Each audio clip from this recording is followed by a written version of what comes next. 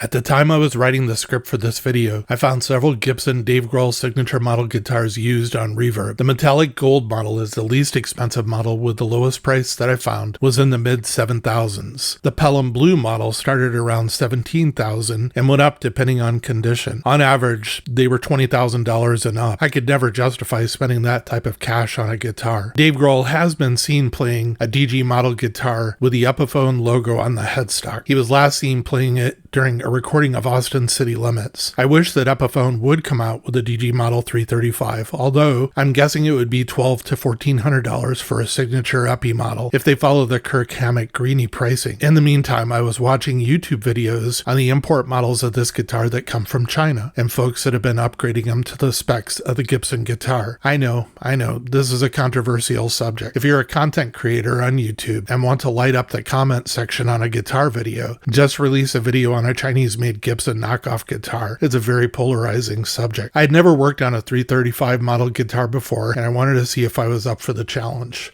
I took a look at AliExpress and ordered mine from a company called Xanadu Express for a total of $283.94 delivered. I really wasn't expecting much in the way of quality. I've had some experience with a prior purchase from AliExpress on Chinese-made imports. My plan was to replace the tuner, nut, pickups, electronics, and bridge. In my experience, these parts on a Chinese knockoff, they're pretty much utter trash in the quality department. I purchased a set of Gibson Burstbucker 1s and 2 pickups in mint condition for $200 on Reverb. New, they run about $150 each, so basically about $300 per set new. Most references online showed that this is the pickup set being used in his signature model guitar. Next, I ordered a premium 335 pre-wired harness for Gibsons and Epis with CTS 550K custom pots. It was only $119 from Atlantic Custom Guitars on Reverb. It was actually a really nice wiring harness when I got it. They describe it as that it has CTS pots with 550K pots that have been matched with a less than 5% difference between each pot when they measure them. It has a Switchcraft 3-way toggle switch, a pure tone jack, and Gavit braided wire. This one note that they basically tell you though is if your 335 is an import, your 4 potholes and jack hole more than likely will need to be opened out to 3/8, and this is something I needed to do later in the video. For the tuners, I ordered a set of Grover mini self-locking Rotomatic guitar tuners in chrome, 6 inline